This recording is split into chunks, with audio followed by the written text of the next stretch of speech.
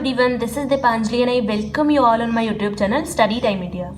बच्चों, previous video में हम लोगों ने बात की थी ओम्स लॉ के बारे में, जिसके अकॉर्डिंग करंट डायरेक्टली प्रोपोर्शनल होता है वोल्टेज के, यानी पोटेंशियल डिफरेंस के। जितना ज़्यादा पोटेंशियल डिफरेंस होगा करंट भी उतना ही ज़्यादा फ्लो होगा, हायर पोटेंशियल से लोअर पोटेंशियल की तरफ। दूसरा, करंट इन्वर्सली प्रोपोर्शनल होता है रेजिस्टेंस की, यानी किसी कंडक्टर में रेजिस्टेंस ज़्यादा है, रुकावट ज़्यादा है तो करंट कम फ्लो होगा, और रेजिस्टेंस कम है तो करंट ज़्यादा फ्लो होगा। तो इससे हमें ये पता चला कि करंट मेनली दो चीज़ों पर डिपेंडेंट है, एक वोल्टेज पर, दूसरा रेजिस्टेंस पर। यानी अगर करंट को एक जगह से दूसरी जगह हमें फ्लो कराना है तो हमें पोटेंशियल डिफरेंस को मेंटेन करना पड़ेगा, तभी हायर पोटेंशियल से लोअर पोटेंशियल की तरफ करंट फ्लो होगा। दूसरा, रेजिस्टेंस को भी कंबाइन करना पड़ेगा अपने सर्किट में, ताकि हमारे हर एक अप्लायंस को उसकी रिक्वायरमेंट के अकॉर्डिंग करंट मिल सके। इसे हम ऐसे समझ सकते हैं, हमारे घरों में जो इलेक्ट्रिसिटी आती है पावर हाउस से, वो मेनली दो वायर के थ्रू आती है, एक लाइव वायर, दूसरा न्यूट्रल वायर। लाइव वायर का पोटेंशियल होता है इलेक्ट्रिक पोटेंशियल 220 वोल्ट का, और न्यूट्रल वायर का पोटेंशियल होता है 0 वोल्ट का। तो देखो पोटेंशियल में डिफरेंस है कितना, 220 से 0 वोल्ट, तभी इलेक्ट्रिसिटी फ्लो होगी, तभी करंट फ्लो होता है। अब वो करंट हमारे घरों में हर एक अप्लायंस को जाएगा। अब हमारे घर में दो तरह के इलेक्ट्रिक अप्लायंसेस होते हैं, एक वो जिनको इलेक्ट्रिक करंट ज़्यादा चाहिए होता है, पावर ज़्यादा चाहिए, जैसे fridge, cooler, AC, washing machine, और एक दूसरे तरह के जिनको पावर कम चाहिए होती है, इलेक्ट्रिक करंट कम चाहिए, जैसे बल्ब, फैन। तो अगर हम उस सर्किट में यानी उस पाथ में जिसमें से करंट फ्लो हो रहा है उसमें हम रेजिस्टेंसेस या रेजिस्टर्स को कंबाइन कर देते हैं, तो वो हमारे हर एक अप्लायंस को उसकी नीड के अकॉर्डिंग, उसकी रिक्वायरमेंट के अकॉर्डिंग करंट देगा। जैसे बल्ब में अगर रिक्वायरमेंट कम है करंट की, तो रेजिस्टर लगाने पर उसमें से कम ही करंट जाएगा, क्योंकि रेजिस्टर उस ज़्यादा करंट को अपोज करेगा और जितना बल्ब को रिक्वायरमेंट है उतना ही बल्ब में ट्रांसफ़र करेगा। एसी, कूलर, फ्रिज, इनमें ज़्यादा रिक्वायरमेंट होती है इलेक्ट्रिक करंट की, तो यहाँ पर जो हम रेजिस्टेंस कंबाइन करेंगे उसे इस तरह से कंबाइन करेंगे ताकि जो करंट फ्लो हो रहा है इलेक्ट्रिक सर्किट में, उस वायर में, वो रेजिस्टेंस कम शो कर सके। और जब रेजिस्टेंस कम होगी तो इलेक्ट्रिक करंट ज़्यादा फ्लो होगा, तो जितना रिक्वायरमेंट होगी हर एक अप्लायंस को इलेक्ट्रिसिटी की, इलेक्ट्रिक करंट की, उतना ही उनके थ्रू पास हो पाता है अगर हम रेजिस्टेंस को ऐड कराते हैं। तो आगे हम लोग देख लेते हैं कि रेजिस्टर को यानी रेजिस्टेंसेस को अपने सर्किट में कैसे कंबाइन करते हैं। तो उसके दो तरीके हैं, एक सीरीज़ में, दूसरा पैरेलल में। सीरीज़ में कैसे कंबाइन करते हैं, दोनों रेजिस्टर को एंड टू एंड जोड़ते हैं, यानी एक रेजिस्टर का एंड दूसरे रेजिस्टर के एंड से कनेक्ट होता है। पैरेलल में कैसे करते हैं, दो सेम पॉइंट होंगे, उनके बीच में हम दो रेजिस्टर को कंबाइन करते हैं, यानी रेजिस्टर एक दूसरे के पैरेलल होते हैं। अगर हम लोग कंबाइंड रेजिस्टेंस कैलकुलेट करें, यानी हमारे सर्किट में जितने भी रेजिस्टेंस लगे हुए हैं उनका टोटल रेजिस्टेंस निकालें, जैसे सीरीज़ में R1, R2 का टोटल निकालें, या फिर पैरेलल में यहाँ R1, R2 का टोटल निकालें, तो वो निकलता है एक लॉ के अकॉर्डिंग, जिसको कहते हैं law of combination of resistances. तो सीरीज़ के लिए अलग होता है और पैरेलल के लिए अलग होता है। तो सीरीज़ के लिए हम फर्स्ट डेराइव कर लेते हैं वो लॉ के अकॉर्डिंग फॉर्मूला। जैसे अगर हम देखें, दो रेजिस्टर हैं R1 और R2, एक दूसरे से सीरीज से कनेक्टेड है। R1 का पोटेंशियल डिफरेंस है V1 और R2 का पोटेंशियल डिफरेंस है V2, जो कि इक्वल होता है बैटरी के, यानी V वोल्ट की बैटरी हमने यहाँ लगाई हुई है अपने सर्किट में, तो ये V वोल्ट की बैटरी के इक्वल होगा पोटेंशियल डिफरेंस इन दोनों का। तो हम लोग बोल सकते हैं कि V is equals to V1 plus V2, दोनों का पोटेंशियल डिफरेंस बैटरी के पोटेंशियल डिफरेंस के इक्वल होता है। अब जब हम करंट पास कराएंगे, जैसे ही स्विच ऑन किया करंट पास होने लगेगा, तो जो करंट R1 में फ्लो होगा वही R2 में फ्लो होगा, यानी हम लोग बोल सकते हैं कि सीरीज़ में फ्लो होने वाला करंट सिमिलर होता है, इक्वल होता है, दोनों रेजिस्टर से सेम ही करंट फ्लो होता है। तो टोटल करंट यानी यहाँ पर आ जाएगा I। अगर रेजिस्टेंस की बात करें तो रेजिस्टेंस को किससे सिंबलाइज करते हैं, R से। ये हमारी इक्वेशन नंबर हो गई थी फर्स्ट। अगर हम लोग ओम्स लॉ अप्लाई करते हैं, ओम्स लॉ के अकॉर्डिंग क्या कहा गया है, V is equals to IR, ये होता है ओम्स लॉ। ठीक है, ये इक्वेशन मान लेते हैं हम लोग सेकेंड। अब टोटल पोटेंशियल डिफरेंस के लिए तो आ गया Ohm's law, V is equals to IR। हम पर्टिकुलर के लिए निकालें, यानी कि V1 के लिए निकाले तो V1 इज इक्वल्स टू क्या हो जाएगा, I R1 पहले वाला रेजिस्टर लेंगे, और V2 के लिए निकाले तो V2 पोटेंशियल डिफरेंस के लिए हो जाएगा I R2 यानी दूसरे वाला रेजिस्टर लेकर। ठीक है, तो ये हो गई इक्वेशन थर्ड और ये हो गई इक्वेशन फोर्थ। तो हमने दोनों रेजिस्टर के लिए सेपरेटली ओम्स लॉ अप्लाई कर दिया है। अब इस फर्स्ट इक्वेशन में हम वैल्यू रखेंगे सेकेंड, थर्ड और फोर्थ इक्वेशन की। जैसे अगर हम बात करें फर्स्ट इक्वेशन क्या है, V is equals to V1 plus V2, तो यहाँ V की वैल्यू रखें तो V की वैल्यू क्या है, IR, V is equals to IR है। V1 की वैल्यू रखें IR1 और V2 की वैल्यू रखें IR2। अब यहाँ पर I1 I2 क्यों नहीं लिया है, क्योंकि करंट जो फ्लो होता है सीरीज में वो सिमिलर होता है, इक्वल होता है, यानी करंट कांस्टेंट है, एक ही जैसा करंट फ्लो होगा R1 से भी और R2 से भी, इसलिए इसको सिर्फ I रखा गया है, सेपरेट नहीं किया है। तो अगर हम यहाँ कैलकुलेट करें आगे, IR इज इक्वल्स टू हो जाएगा, कॉमन ले लेंगे I और R1 प्लस R2, I से I कैंसिल हो जाएगा, करंट से करंट कैंसिल हो गया, तो R इज इक्वल्स टू बचा R1 प्लस R2। तो ये फॉर्मूला हो जाता है सीरीज में कंबाइन करने के लिए, यानी रिजल्टेंट निकालना है, दोनों का रिजल्टेंट कितना निकलेगा, दोनों का सम करके।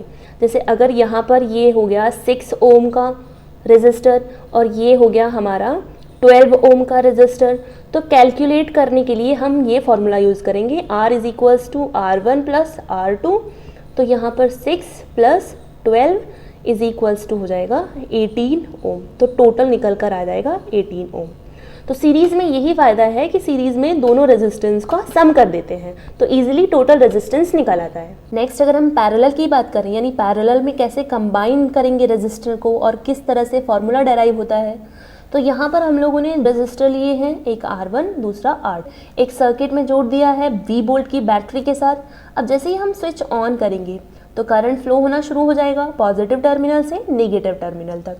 तो जब करंट यहाँ से फ्लो होगा और यहाँ पहुँचेगा तो उसे दो पार्ट में डिवाइड होना पड़ेगा, एक R1 में और दूसरा R2 में, दोनों में डिवाइड हो जाता है। तो यहाँ पर करंट को एक एडिशनल पाथ मिल गई है। सीरीज़ में हम लोगों ने देखा था कि एक ही पाथ से वो करंट फ्लो हो रहा था, लेकिन पैरेलल में उसे दो अलग अलग पाथ मिलती हैं, एक R1 की तरफ से फ्लो हो जाएगा और एक R2 की तरफ से फ्लो हो जाएगा, यानी रेजिस्टेंस जो होगी वो थोड़ी कम हो जाती है। कैसे कम हो गई है, करंट आधा इधर हो गया है डिवाइड और आधा इधर हो गया है डिवाइड, इलेक्ट्रॉन्स इजीली पास हो पाएंगे। अब एक ही पाथ से चल रहे थे तो इलेक्ट्रॉन्स का टकराना ज़्यादा हो रहा था, अपोज ज़्यादा कर रहे थे वो करंट को, इजीली फ्लो नहीं हो पा रहा था। तो पैरेलल में यही फ़ायदा होता है कि करंट ईजिली फ्लो हो पाता है, रेजिस्टेंस कम हो जाती है। तो हम लोग यहाँ देख रहे हैं कि रेजिस्टेंस सीरीज़ में लगाने पर इंक्रीज़ हो जाती है, क्योंकि फॉर्मूला भी अभी हमने देखा था, क्या आया था, R1 प्लस R2, यानी दोनों को ऐड करोगे तो इंक्रीज़ ही आएगी वैल्यू दोनों की अलग अलग। और पैरेलल में लगाने पर रेजिस्टेंस डिक्रीज़ हो जाती है, कम हो जाती है। तो वो कम क्यों होती है ये पता चला कैसे, करंट दो पार्ट में डिवाइड हो गया है अब, इस वजह से अब करंट के लिए रेजिस्टेंस कम हो गई है, रुकावट कम हो गई है, और रुकावट कम होने से इलेक्ट्रॉन्स ईजिली फ्लो होंगे। तो यहाँ पर हम लोग बोल सकते हैं कि करंट I बट गया है I1 में और I2 में, दो पाथ में डिवाइड हो गया है, यानी R1 में फ्लो हो रहा है I1 करंट और R2 में फ्लो हो रहा है I2 करंट। ठीक है, जो पोटेंशियल डिफरेंस होता है दोनों के बीच में वो सेम होता है, किसके बराबर होगा, जो V वोल्ट की बैटरी हमने उसे अटैच की है उसके बराबर, यानी दोनों सिरों के बीच में, दोनों भाई सेम पॉइंट से ही कनेक्टेड है तो इनका पोटेंशियल डिफरेंस सेम होगा, कांस्टेंट होता है। जबकि हम लोगों ने सीरीज़ में पढ़ा था कि सीरीज़ में R1 और R2 का पोटेंशियल डिफरेंस अलग अलग है लेकिन टोटल बैटरी के बराबर है। इसमें दोनों का ही सेम है, V और बैटरी के बराबर है, V वोल्ट की बैटरी के बराबर है। इसमें करंट डिफरेंट होता है, तो हमने लोगों ने लिख लिया। अब ये हो गई हमारी इक्वेशन नंबर फर्स्ट। अगर हम लोग ओम्स लॉ अप्लाई करें यहाँ भी, तो ओम्स लॉ लगाने पर आ जाएगा हमारा Ohm's law is equals to V is equals to क्या होता है, I R। यहाँ से अगर हम लोग करंट के फॉर्म में लिखें, यानी I बाहर निकाल कर फॉर्मूला हो जाएगा रीअरेंज करने पर V अपॉन R, ये आ जाएगा हमारा एक के लिए। ठीक है, अगर हम लोग पर्टिकुलर के लिए निकालें, यानी I1 के लिए और I2 के लिए, दोनों अलग अलग रेजिस्टेंस के लिए निकालें, तो क्या हो जाएगा, I1 is equals to V upon R1 के लिए, तो ये पहले रेजिस्टर के लिए हो गया। यहाँ पर V1 क्यों नहीं लिखा, क्योंकि यहाँ पर पोटेंशियल डिफरेंस कांस्टेंट है। अगर I2 के लिए देखें तो I2 is equals to V upon R2 हो जाएगा। अब ये हो गई हमारी इक्वेशन 2, इक्वेशन 3 और इक्वेशन 4। तो तीनों के लिए ओम्स लॉ लगा दिया हमने, तीनों वैल्यू के लिए। अब फर्स्ट इक्वेशन में हम ये वैल्यू पुट करेंगे। तो फर्स्ट इक्वेशन क्या है, I is equals to I1 plus I2। I की वैल्यू कितनी है, V अपॉन R, I1 की value V upon R1 plus I2 की वैल्यू V अपॉन R2।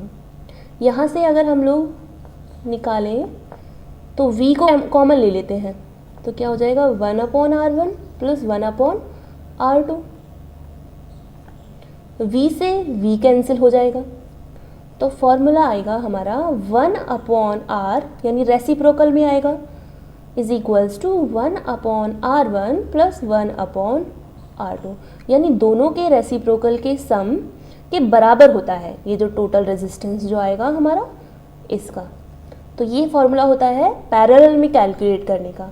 जैसे अगर हम यहाँ पर लें, ये है हमारा 6 ओम का रेजिस्टेंस और ये भी हमारा चलो 6 ओम का रेजिस्टेंस है, तो इसे हमें कैलकुलेट करना है, कंबाइन करना है। तो फॉर्मूला क्या लगाएंगे, 1/R is equals to 1/R1 plus 1/R2। तो 1/6 प्लस 1/6 इज इक्वल्स टू क्या हो जाएगा 2/6। तो फॉर्मूला 1 और 3, तो 1 अपॉन R की वैल्यू आ गई है 1 अपॉन 3, तो R इज इक्वल्स टू 3, तो ये निकल कर आया। तो जब हम पैरेलल में कंबाइन करते हैं तो वैल्यू डिक्रीज होती है। तो आप लोग देख सकते हो यहाँ पर R1 6 था, R2 6 था, लेकिन जो कंबाइन करके टोटल आया है वो आया है 3 ओम, तो ये तो डिक्रीज वैल्यू है। ऐसे ही जब हम सीरीज में करेंगे तो वैल्यू इंक्रीज होगी, क्योंकि उसमें सम हो जाता है। डोमेस्टिक पर्पस के लिए या घरेलू यूज़ के लिए जो हम इलेक्ट्रिक सर्किट लगाते हैं तो उन्हें कैसे लगाना चाहिए, सीरीज़ में लगाना चाहिए या फिर पैरेलल में लगाना चाहिए, इसे एक एग्जांपल से समझ सकते हैं। मान लो हमारे घर में दिवाली के लिए या किसी फंक्शन के लिए हमें डेकोरेशन करनी है, तो बहुत सारे बल्ब लगाने पड़ेंगे। बल्ब को अगर हम लोग सीरीज़ में कनेक्ट करते हैं तो एक स्विच को ऑन करने से सारे बल्ब ग्लो होने लगेंगे, तो ये तो बेनिफिट है इसका। लेकिन अगर एक भी बल्ब फ्यूज़ हो गया बीच में से तो करंट पास नहीं हो पाएगा, सर्किट ब्रेक हो जाएगा, क्योंकि करंट के लिए एक ही पाथ है, कोई एडिशनल पाथ नहीं है पैरेलल की तरफ। तो current one place to other move नहीं हो पाएगा, सारे बल्ब बंद हो जाएंगे। अब इलेक्ट्रीशियन को भी बहुत टाइम लगेगा ये सर्च करने में कि कौन सा बल्ब फ्यूज हुआ है, तो इससे तो प्रॉब्लम हो जाएगी। तो इसलिए हम लोग बोल सकते हैं कि अगर हम लोग पैरेलल में कनेक्ट करें अपने घर के अप्लायंसेस, चलो यहाँ तो हम लोग कभी कभी यूज़ करते हैं इसके, तो ये तो चलेगा भी सीरीज़ में, लेकिन घर के अप्लायंसेस हमने सारे, तो कूलर, पंखा, एसी सब एक ही चीज़ से चलेंगे, और जब चाहिए तब भी चलेंगे और नहीं चाहिए तब भी चलेंगे। तो उसके लिए हम लोग क्या करेंगे, पैरेलल में कनेक्ट करेंगे। पैरेलल का फ़ायदा होता है कि सब के लिए अलग स्विच होगा, यानी यहाँ पर हम अलग स्विच लगा सकते हैं इसके लिए, यहाँ पर अलग स्विच लगा सकते हैं इसके लिए। जिस अप्लायंस को हमें यूज़ करना है उसका स्विच ऑन करेंगे और उसे यूज़ करेंगे। इसके अलावा कुछ डिसएडवांटेज और एडवांटेज देख लेते हैं, यानी सीरीज़ में और क्या डिसएडवांटेज हो सकते हैं और पैरेलल में क्या एडवांटेज होते हैं। तो सीरीज़ में जो वोल्टेज मिलेगा हर एक को वो अलग अलग होगा, जैसे कि वोल्टेज जो होगा जो आ रहा है वो डिवाइड हो जाता है। हम लोगों ने पढ़ा था कि सीरीज़ में हर एक रेजिस्टर के लिए वोल्टेज अलग अलग होता है, लेकिन पैरेलल में सेम होता है। तो पैरेलल में अगर 220 वोल्ट का करंट यहाँ से पास हो रहा है, 220 वोल्ट का वोल्टेज आ रहा है, तो सबको 220 वोल्ट ही मिलेगा। बाद में रेजिस्टर को अप्लाई करके उसको कम बढ़ती किया जा सकता है, जैसा अप्लायंस को यूज़ करना है उतना ले लेता है वो। सेकंड, अगर हम करंट को देखें तो जब हम सीरीज़ में ऐड करते हैं तो रेजिस्टेंस भाई इंक्रीज़ होती है, और जब रेजिस्टेंस इंक्रीज़ होगी तो करंट डिक्रीज़ होगा, क्योंकि दोनों इन्वर्सली प्रोपोर्शनल होते हैं। तो सीरीज़ में करंट कम फ्लो होता है, लो होता है फ्लो। और अगर हम पैरेलल में देखें तो पैरेलल में रेजिस्टेंस डिक्रीज़ होती है। अब रेजिस्टेंस डिक्रीज़ है, इसका मतलब करंट इंक्रीज़ होगा, तो यहाँ पर करंट हमें ज़्यादा अमाउंट में मिलेगा। तो हम लोग कह सकते हैं कि अगर हम लोग पैरेलल में लगाएंगे अपने घर के अप्लायंसेस तो ही फ़ायदेमंद रहेंगे, वरना सीरीज़ में लगाने पर बहुत ज़्यादा नुकसान होता है।